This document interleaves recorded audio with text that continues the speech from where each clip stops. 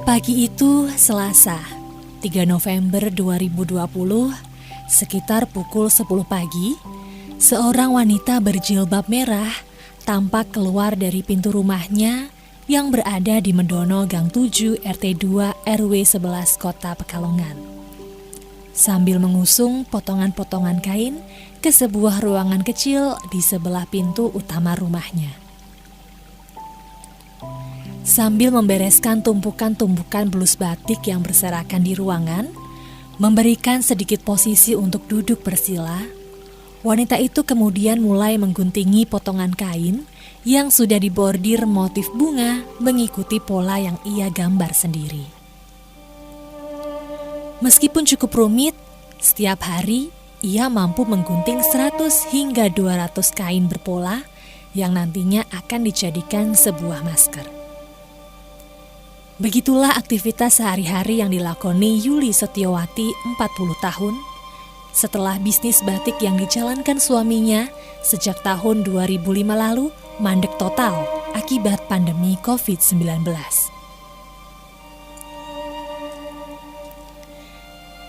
Seratusan kodi batik yang seharusnya dikirim ke Jogja, Cirebon, Jakarta, dan Purwokerto pada Maret 2020 lalu akhirnya hanya menumpuk di rumah karena terimbas kebijakan lockdown dan banyak perusahaan langganannya yang tutup. Belum ada waktu Februari apa itu belum. Itu pas sih waya-waya sih butuh duit itu karena perpindahan dari kita biasa produksi, biasa pegang duit, muter duit, blast stop di situ. Hari kita kan ini kan antara Januari, Februari, Maret lah itu. Kita goyang-goyangi, aduh bener-bener otak. Istilahnya mangan sego tahu pecok dilakoni Mas, nek wayang yo.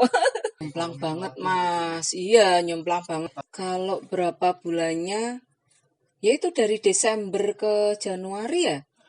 Desember kan kita produksi orderan sebelumnya. Jadi kita produksi Desember nih. Terus udah produksi kan belum COVID, belum itu kan, belum heboh di Indonesia. Kalau saya kan bukan ke pekerjaan, nggak kepikiran sampai lockdown gini ya.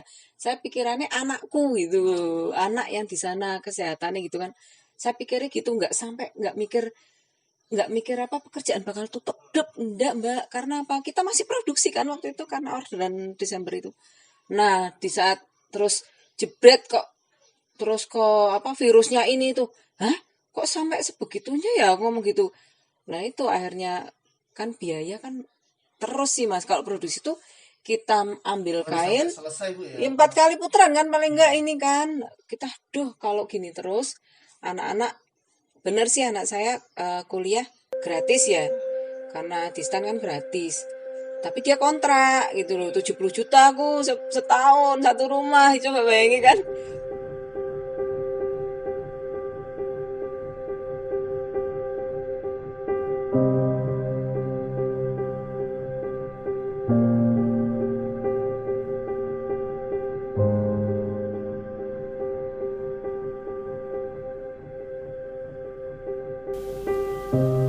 Kondisi itu sempat membuat keluarga Yuli limbung.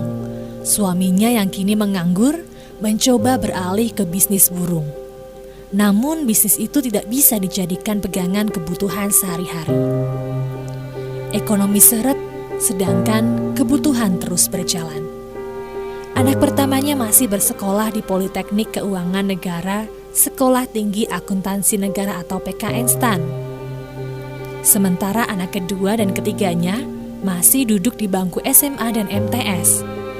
Ketiga buah hati Yuli itu masih membutuhkan banyak biaya pendidikan. Begitu pula nasib penjahit-penjahit yang biasa ia ajak menggarap orderan batik yang juga mandek akibat bisnisnya tak berjalan. Membuat Yuli tak mau tinggal diam. Terus kan suami akhirnya nggak bekerja kan suami kan. Iya kan berhenti kan, akhirnya nggak kerja. Terus kebetulan suami senang burung, dia alih ke burung. Ya udahlah, karena ngambil peluang semua nih, karena gimana ya kebutuhan harus gitu kan. Dia ternak burung. Tapi ternak itu kan nggak harus menunggu kan Mas, maksudnya harus nunggu jodoh dulu, harus nunggu bertelur. Nah di saat kita nunggu itu kita kan juga harus, kita berkebutuhan gitu kan.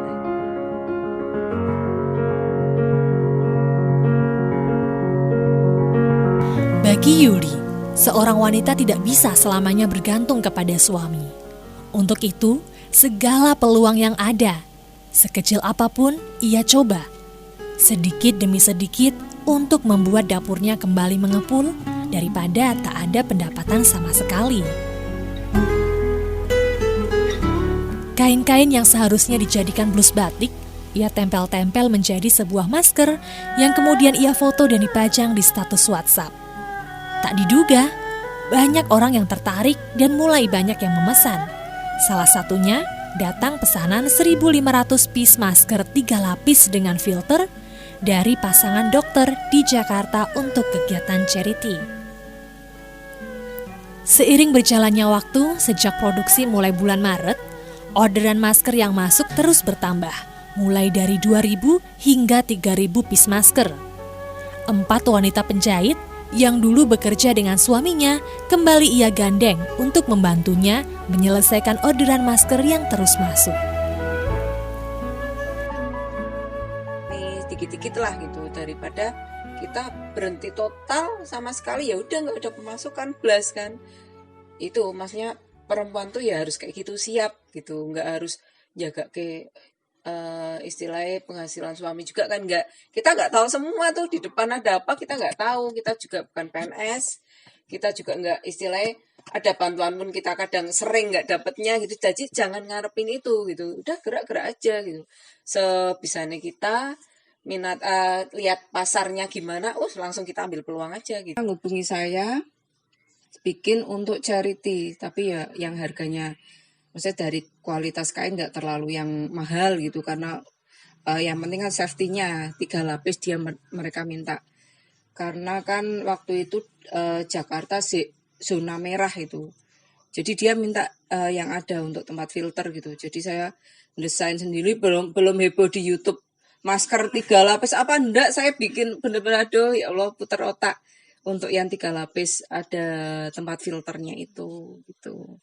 Terus udah kita kirim, malah dia nggak kirim ke alamat dia, langsung kirim ke yang dia mau nyuplai itu kan rumah sakit. Jadi untuk bukan tenaga medisnya, tapi kayak yang dorong kereta, enggak. Jadi kayak yang parkir gitu, dia dibagi-bagi untuk itu gitu. Sampai berapa masker Bu waktu pandemi kemarin? Pertama produksi itu 1.500, terus tambah lagi kira-kira 3.000, 2.000 gitu terus.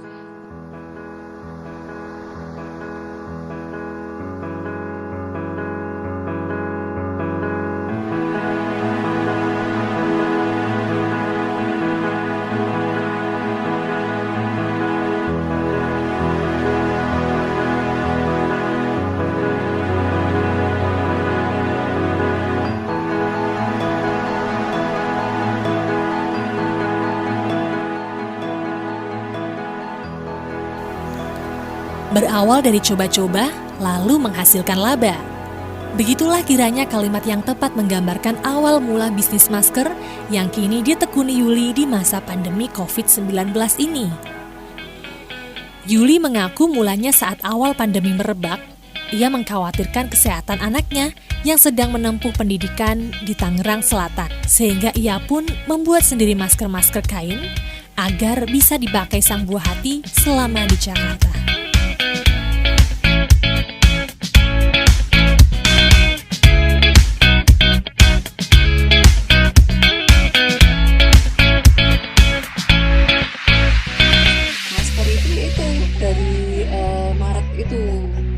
Udah mulai produksi. Kalau awalnya kan iseng-iseng itu ya bikin buat anak, terus akhirnya karena kok banyak yang minta, sebenarnya saya kok bikin masker tuh kayak gimana Mbak Oh? Istilahnya kayak kita mencari berkah di atas musibah gitu loh.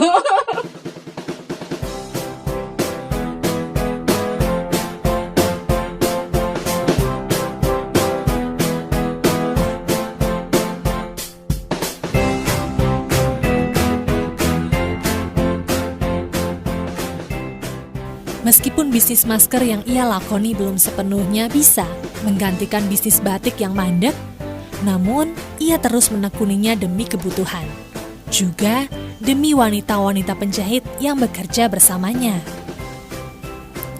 Hal inilah yang membuat Yuli terus berinovasi agar maskernya tetap laku di pasaran. Melihat tren masker saat ini yang beralih menjadi sebuah fashion, Yuli pun memutar otak. Ia mulai mengkreasikan maskernya dengan bordir, kain brokrat, hingga yang masih ia coba saat ini, yaitu mengkombinasikan masker dengan teknik lukis yang digambar sendiri oleh ia dan putranya yang masih SMA. Kalau pandemi itu terus terang kan yang kerja, awalnya kita batik kan, jadi karyawan ini kalau kita stop produksi, karyawan ini kehilangan pekerjaan kan. Tapi kalau kita produksi terus, biaya kan bengkak. Konsistennya di masker lah. Awalnya itu maskernya cuman perca-perca gitu kan. Terus dicontohin ke orang-orang, terus lihat status saya gitu kan. Terus akhirnya pesen malah jadi fashion style gitu. Jadi kayak dibordir, kayak dikasih kancing pinggir-pinggir gitu loh Mbak. Jadi dihias-hias gitu. Nah terus yang nyahit juga kan mau. Terus kita hubungi yang bordir, karena awalnya kan saya nggak main di bordir nih. Akhirnya yang bordir juga kayak pesenan dia kerudung. Baju kan sepi juga nih, karena mantan kan nggak ada. Akhirnya kita tawani masker, dia juga mau. Ya udah jalan bareng gitu. Kayak apa sih renda-renda gitu Mbak. Nah terus dari situ akhirnya karena otaknya juga nganu ya Mbak, maksudnya aduh lihat gini bikin lagi bordir aja wes bordir. Terus aku bikin ya macam-macam sih lah, ini saat ini malah aku kelukis masker tapi saya lukis gitu loh. Ganti-ganti nih. Iya, akhirnya gitu. Banyak. Ngikuti apa ya kok jadi fashion style, bukan tren sih, fashion style gitu. Jadi kayak masker tuh ya enggak ya. Oh, jadi akhir kayak enggak cuma untuk itu aja ya sekarang gitu.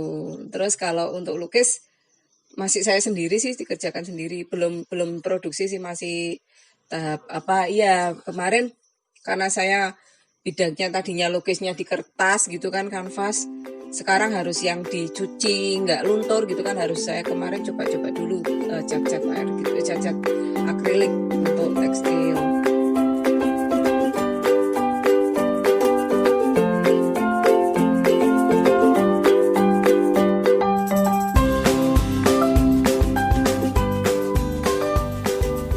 Yuli menyebutkan satu masker kain polos ia bandrol dengan harga Rp5.000 sampai Rp7.000 per piece-nya. Sementara untuk masker bordir dan brokrat dibanderol dengan harga Rp20.000 sampai Rp30.000.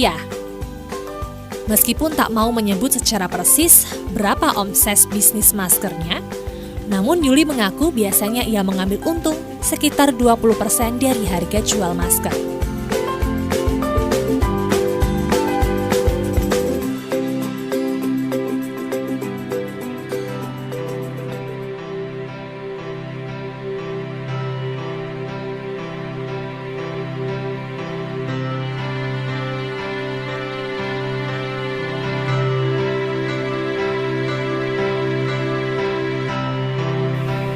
Bisnis masker yang kini dirintis Yuli ternyata membawa secerca harapan bagi para penjahit yang kembali digandeng Yuli untuk menggarap pesanan masker.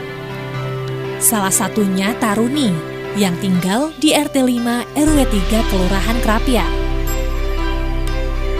Taruni yang sebelumnya menjahitkan blus batik dan tunik dagangan milik Yuli ikut terdampak COVID-19 karena macetnya bisnis batik Yuli.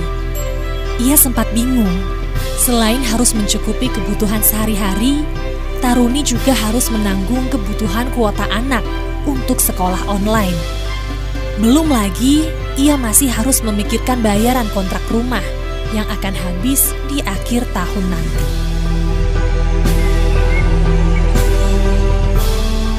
Perbedaannya terasa banget. Banget. Apalagi kan sekarang kan dari rumah ya, sekolah online kan otomatis kuota kan wajib. Nek kayak tadi ini kan kuota kan separuh lah mangko kan kayak gitu. Nih sekarang kan kuota wajib. Satu nih dua ini kan mana-mana kan kayak posisi kayak saya kan rumah ngontrak kan otomatis kan pikiran orang itu aduh Angel wis pokoknya nomor ki sehat warasan wis akhirnya. Setahun 6 juta. Aduh, apalagi kan akhir tahun ini kan habis ya. Jadi adanya COVID untuk kota, untuk hubungan sehari-hari, ya Allah nikmat. Ya iki kaya ngono nek bayi mau tekan tengel-tengel. Kaya ngono isi merangkak, kaya ngono tertidur terus kayak pemeh bangun perembetan itu loh ya. Oke harapannya ya gimana penyakit tapi mau berkah. Lah itu orderan apa namanya maskernya kan jalan terus kan. Nggih.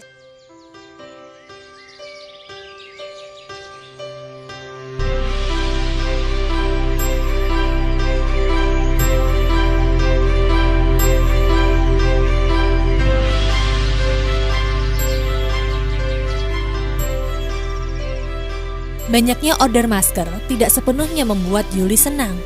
Malah kadang ia merasa tak enak hati, karena baginya bisnis yang ia jalani layaknya mencari berkah di atas musibah. Namun ia meyakini bahwa semua peluang apapun harus diambil, terlebih di kondisi pandemi. Perempuan harus ikut bergerak dan membantu ekonomi keluarga.